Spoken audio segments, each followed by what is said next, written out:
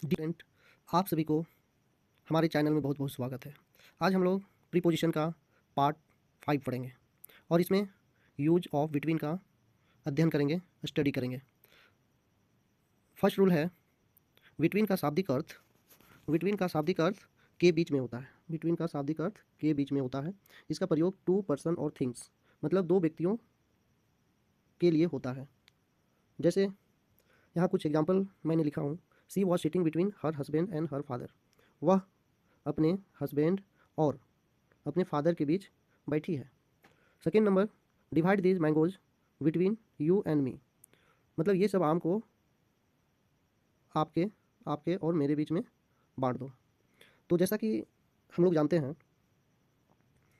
Between दो के बीच में लगता है, दो के बीच में लगता है बिटवीन और एमंग दो से ज़्यादा के बीच में लगता है। तो ये तो पता है, लेकिन प्रीपोजिशन का या इंग्लिश ग्रामर का कुछ एक्सेप्शनल भी होता है, उसके बारे में भी हम लोग यहाँ पे डिस्कस करेंगे।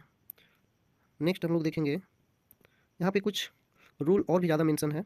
जैसे ध्यान देने योग्य बात है, बिटवीन के बाद एंड का प्रयोग होता है, ना कि टू का। मतलब बिटवीन जहाँ रहेगा वहाँ बिटवीन और एंड का ही यूज करना है, टू का यूज नहीं करना है।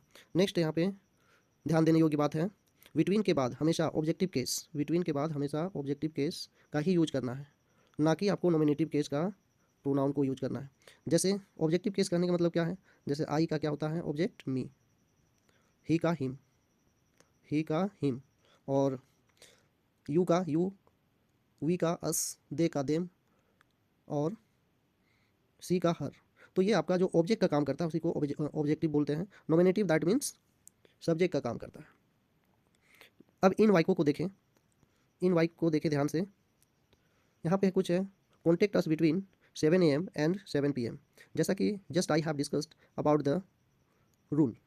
रूल इज द कि दो बिटवीन के बाद एंड का ही यूज होता है, बिटवीन है एंड है, तो ये सेंटेंस आपका करेक्ट है। Contact us between 7 AM and 7 PM। Second number, contact us from 7 AM to 7 PM। तो ये आपका क्या हुआ, एक तरह से अभी के रूल के अकॉर्डिंग ये रॉन्ग है। There is friendship between him and her, तो ये सेंटेंस आपका करेक्ट है। Just I have discussed above the rule. Now note यहाँ पे बता रहा है कुछ स्पेशल, तो कुछ स्पेशल जानते हैं। Contact us from 7 AM to 7 PM का प्रयोग भी होता है, तो रूल में ये भी बताया जा रहा है। लेकिन just I have rule there, but here is a confusion. How will you remove your confusion, then we will read next.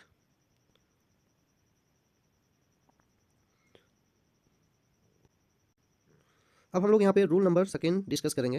Between के बाद ईच एवरी का प्रयोग नहीं होता। कह रहा है कि रूल नंबर सेकेंड है आपका, बिटवीन के बाद ईच एवरी का प्रयोग नहीं किया जाता है। द एग्जाम्पल यहाँ पे है, the batsman blue a whistle between each ball. तो यहाँ पे ईच बॉल है, जैसा कि हम लोग रूल डिस्कस किए हैं, ईच और एवरी का यूज नहीं करते हैं। तो यहाँ पे ईच बॉल बोल रहा है, मतलब ये रॉन्ग है। The batsman blue a whistle between the ball, it is a correct. यह आपका क्या है, सही सेंटेंस है कि बैट्समैन ने एक बॉल के बीच में व्हिसिल बजाई। अब नोट में कुछ यहाँ पे रूल है, बिटवीन के बाद ईच या every plus singular number and plus the next का प्रयोग होता है। तो अब यहाँ पे रूल बता रहा है कि ये आपका बिटवीन के बाद ईच या every plus singular noun plus and plus the का नेक्स्ट का प्रयोग होता है। मतलब ये स्ट्रक्चर में सेंटेंस होना चाहिए। जैसे कि यहाँ पे है, there is a good relation between each boy and the next. तो ये आपका करेक्ट है, क्योंकि स्ट्रक्चर है आपका there is a good relation, between आया। अब यहाँ रूल में क्या है, सिंगुलर होना चाहिए, तो बॉय क्या है आपका सिंगुलर है, और एंड के बाद द नेक्स्ट होना चाहिए, तो यहाँ भी आपका ये नेक्स्ट है।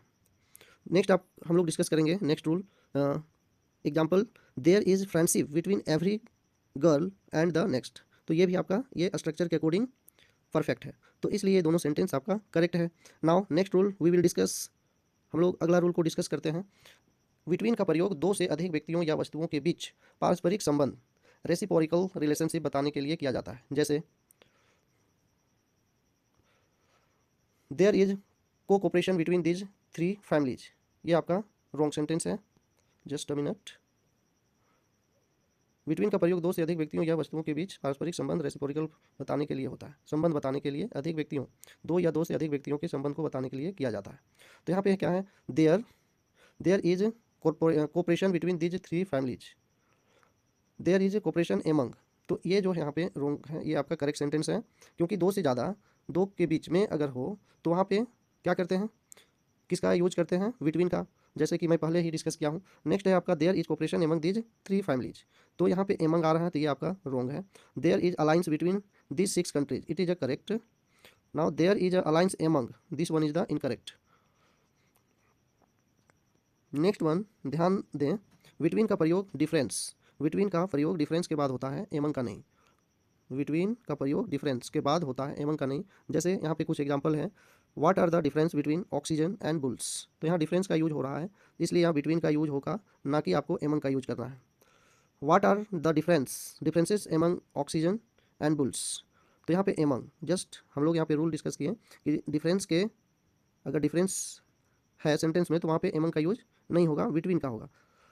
अब हम लोग देखेंगे एमंग का यूज, एमंग का यूज कहाँ कहाँ पर होता है, वो तो आपका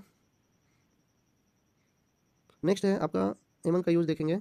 एमंग का यूज में रूल नंबर 1 है, एमंग का शाब्दिक अर्थ के बीच में होता है, एमंग का शाब्दिक अर्थ के बीच में होता है, इसका प्रयोग मोर देन 2 पर्सन और थिंग, मतलब दो से ज़्यादा व्यक्तियों या वस्तुओं के बीच में होता है। अब हम लोग कुछ एग्जाम्पल के माध्यम से यहाँ पे समझने की कोशिश करेंगे।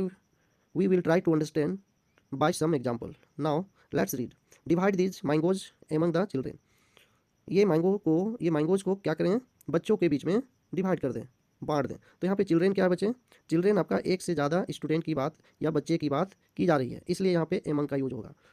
नेक्स्ट हम लोग देखेंगे, नेक्स्ट एग्जाम्पल है आपका, divide these mangoes between the children, तो यहाँ पे ये सब मैंगो बच्चे के बीच में बांट दो, तो मतलब एक से ज़्यादा है, यहाँ पे चिल्ड्रेन है तो एक से ज़्यादा बच्चे की बात की जा रही है, तो यहाँ पे बिटवीन ना होकर के क्या होगा, एमंग, इसलिए ये रॉन्ग सेंटेंस है।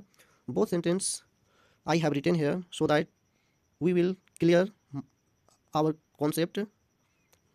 मैं यहाँ पे दो सेंटेंस का एग्जांपल लिए हैं, एमंग और बिटवीन का, ताकि ज़्यादा से ज़्यादा कॉन्सेप्ट क्लियर हो पाए। नेक्स्ट है नोट में, यहाँ पे कुछ मैंने नोट किया हूँ, एमंग और एमंगस्ट के प्रयोग में फ़र्क देखें, दोनों के बीच में क्या फ़र्क है, एमंग और एमंगस्ट। एमंग और एमंगस्ट का प्रयोग कॉन्सोनेंट स्टार्टिंग प्लूरल नंबर के पहले होता है। अब यहाँ कितना स्लाइटली समझना है कि कॉन्सोनेंट स्टार्टिंग प्लूरल नंबर के पहले होता है। तो एमंग द बॉयज, ये क्या है, कॉन्सोनेंट है, बॉयज क्या है, का फर्स्ट क्या है, कॉन्सोनेंट है, कॉन्सोनेंट। अब यहाँ पे बॉयज क्या है बच्चे, तो ये प्लूरल है, सिंगुलर क्या होता, बॉय, बॉय आपका सिंगुलर होता, लेकिन यहाँ पे बॉयज है, और यहाँ रूल में क्या है, कॉन्सोनेंट स्टार्टिंग प्लूरल नंबर, तो वहाँ पे एमंग का यूज होगा। अब नेक्स्ट हम लोग नेक्स्ट एग्जाम्पल देखते हैं, एमंग्स्ट द बॉय, जबकि भवेल स्टार्टिंग वर्ड के पहले एमंग्स का प्रयोग होता है, अगर भवेल हो तो एमंग्स का, तो इसलिए यहाँ पे एक आपका ये रॉन्ग है। जब भवेल स्टार्टिंग वर्ड के पहले एमंग्स का प्रयोग होता है, भवेल से अगर स्टार्टिंग है तो वहाँ पे क्या होगा, एमंग्स का। एमंग्स आवर ब्रदर, यहाँ पे क्या है, ब्रदर क्या है, आवर ब्रदर्स, प्लूरल है, और प्लूरल के बाद क्या है आपका, आवर, सॉरी यहाँ पे आवर क्या है बच्चे, आवर को अगर देखें तो यहाँ पे आपका ओ क्या है, भवेल है, इसलिए यहाँ पे एमंग है, एमंग आपका करेक्ट है, एमंग आवर ब्रदर्स, तो ये आपका रॉन्ग है, क्योंकि यहाँ पे भवेल है, और यहाँ पे जहाँ पे भवेल से स्टार्ट होगा वहाँ पे एमंग्स का यूज होता है, और जहाँ पे कॉन्सोनेंट से शुरू होगा, जैसे यहाँ पे द का आपका यूज है, तो T is the vowel, sorry consonant, so here used among, understand isn't it students.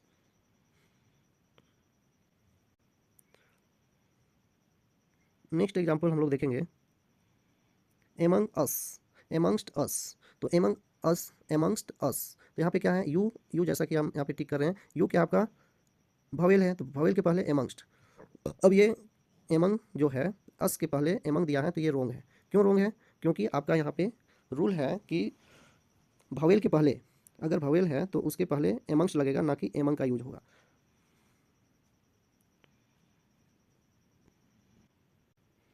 Thank you for watching this video.